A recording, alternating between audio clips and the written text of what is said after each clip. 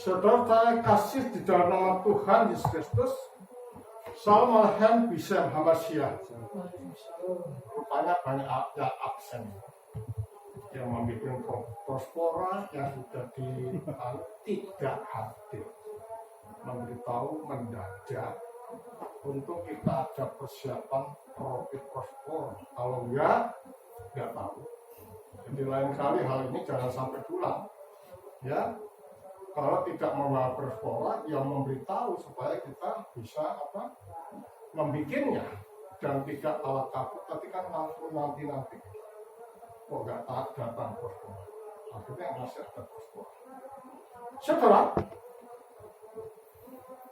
kehidupan manusia adalah suci dari awal. Kehidupan manusia sempurna pada awalnya. Dan itu sesuai dengan apa yang dikatakan oleh Paulus di dalam suratnya kepada orang-orang Efesus. Bahwa sebelum dunia dijadikan, Allah telah merancangkan melalui dia bahwa manusia itu tak bercacat di hadapannya. Menunjuk pada artian bahwa sesuai dengan apa yang dikatakan dalam Kejadian 1, 26 dan 27 yang menegaskan bahwa manusia adalah gambar dan rupa Allah. Nah, dikatakan sebagai gambar dan rupa Allah menunjuk pada artian bahwa manusia itu mempunyai potensi untuk mengambil bagian di dalam kodrat ilahi, atau menjadi seperti Allah, atau mengambil kemuliaan Allah di dalam hidupnya. Nah, tetapi mempunyai standar untuk mencapai kemuliaan atau menjadi Kristus kecil di dalam hidup mereka, yaitu standar hidup yang baik, moral yang baik, dedikasi yang baik, sikap yang baik, kata-kata yang baik, pikiran yang baik. Nah, kalau standar ini menjadi suatu landasan untuk mencapai teosis, maka sebenarnya di dalam diri manusia itu tidak ada kata-kata busuk, ya, tidak ada gosip, tidak ada penjelekan orang lain, tidak ada iri, dan tidak ada kikir, serta memfokuskan pada diri sendiri. Tidak ada. Nah, kalau ini sudah terjadi di dalam kehidupan manusia, maka manusia itu akan melenggang dengan enaknya dengan tuntunan roh untuk masuk di dalam kehidupan ilahi atau mengambil bagian di dalam kodrat ilahi. Nah, dikatakan tadi bahwa tidak ada yang tidak sempurna dari Allah.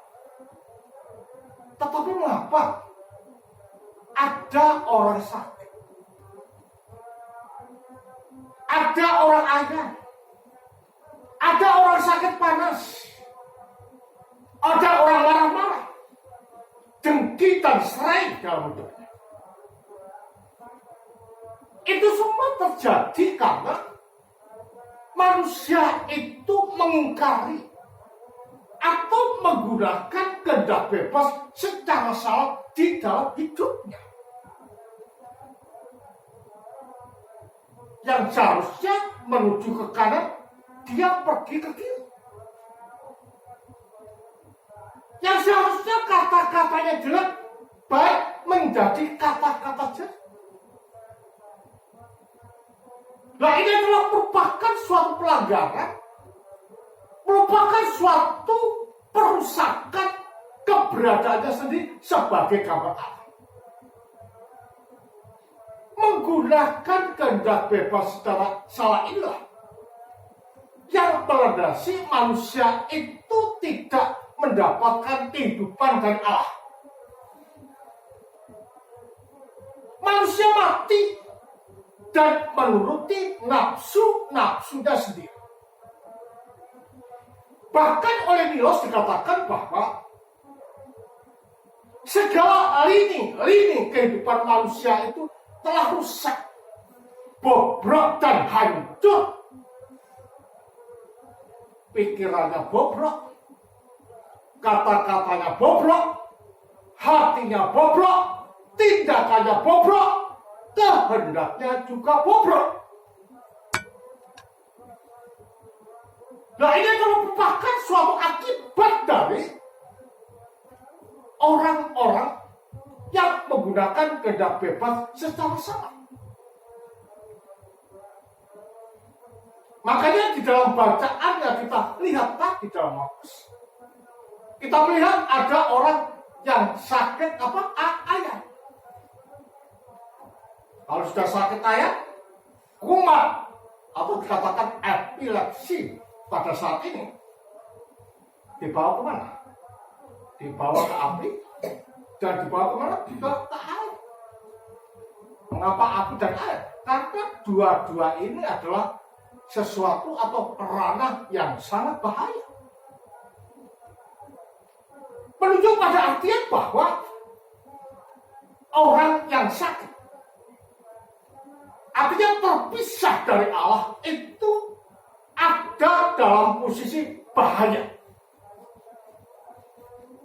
Ada dalam posisi mematikan. Ada dalam posisi kehancuran di dalam hidup. Tidak ada yang ditolak. Tidak ada yang dimintai tolong. Kecuali siapa? Sang Khalik. Kecuali Yesus yang adalah jelmaan daripada Sang Firman yang dari kekal sampai kekal ada di dalam diri Allah. Jadi kalau demikian, kedatangan Sang Sabda ke jagat ini mempunyai peranan yang sangat penting di dalam kehidupan manusia. Untuk apa? Mengembalikan kita kepada porsi dan posisi yang telah ditetapkan dari semula, suci, kudus, dan sempurna. Makanya Yesus itu di dalam pelayanannya membuka tangannya, membuka hatinya, membuka nosnya untuk siapa saja yang datang kepadanya. Makanya ketika ayah orang ini mengatakan, sudah kubawa kepada para muridmu, tetapi katakan apa? Tetapi muridmu itu tidak dapat menyembuhkannya. Yang menjadi pertanyaan adalah, apakah muridnya itu yang salah? Apakah doa muridnya itu tidak mandi? Tidak.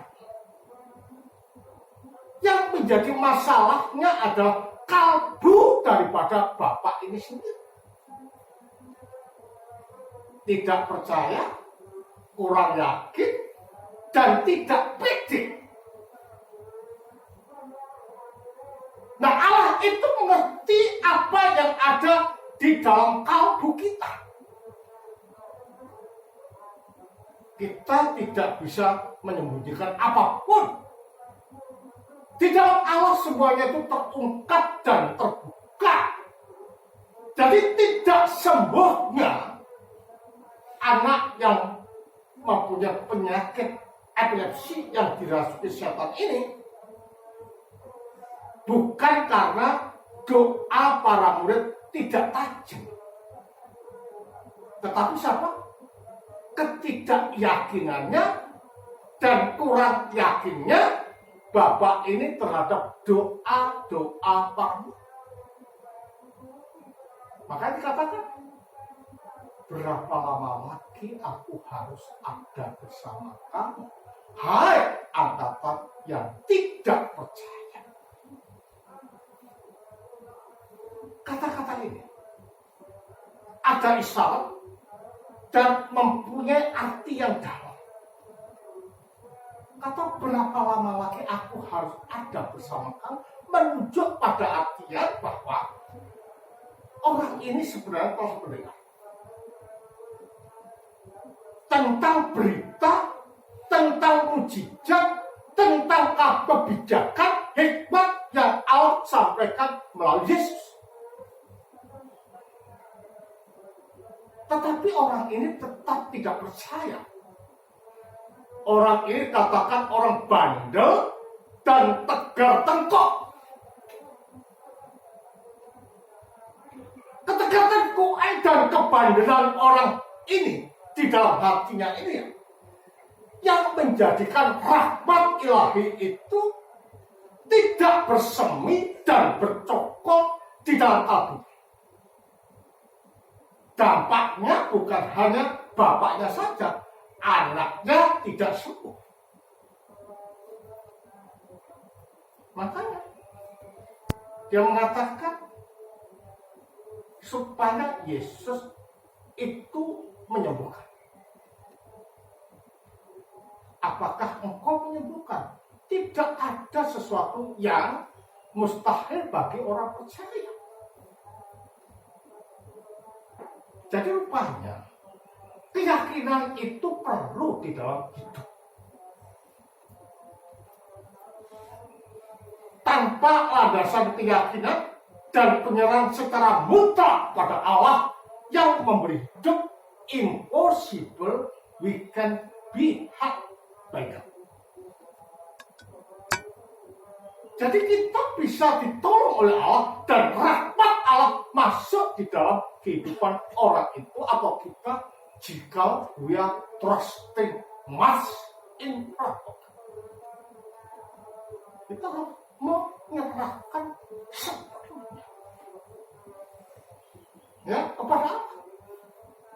Sehingga dengan demikian dampaknya bukan hanya pada kalbu dan hidup kita, tetapi dampaknya juga pada orang lain yang ada di sekitar kita, termasuk yang berpenyakitan epilepsi ini. Nah, ketika dia percaya, maka Yesus mengusir penyakit yang diakibatkan oleh setan yang merasuk itu. Digoncang-goncang dan dibanting-banting, akhirnya lemas seperti orang mati. Kata orang Farisi, ya sudah mati, tetapi tidak mati. Sebab dari prinsip ini kita dapat melihat bahwa kehidupan orang percaya ini harusnya selalu tidak terpisah dari Allah. Supaya apa? Supaya perbuatannya, kalbunya tetap murni, kalbunya tetap suci, pikirannya itu bersih. Nah, hal-hal semacam inilah maka ditandaskan oleh Yohanes Klimakos. Dan kebetulan ini adalah peringatan Yohanes Klimakos mengatakan demikian. Ya, kalau saya baca, seorang Kristen adalah peniru Kristus. Ya, dalam pikiran, dalam perkataan, dan dalam perbuatan. Mengapa dikatakan bahwa orang Kristen ini adalah peniru Kristus? Karena di dalam penciptaan itu,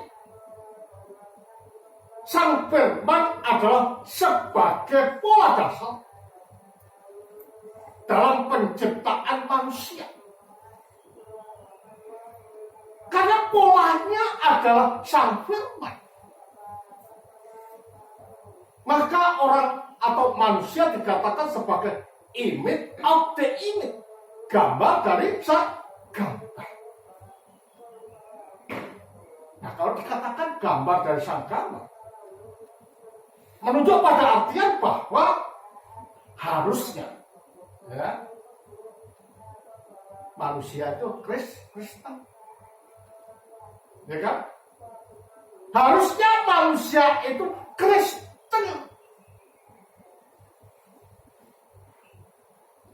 Bahkan manusia dikatakan sebagai Kristus kecil. Nah, inilah yang menjadikan mengapa di dalam hidup manusia atau orang Kristen itu perkataannya, pikirannya, kata-katanya, kehendaknya meniru Kristus. Sekaligus itu memantulkan keberadaan hubungan Allah di dalam diri sendiri yang bersifat trinitarian. Landasan ini, saudara. Jika kita berbuat jahat, membenci,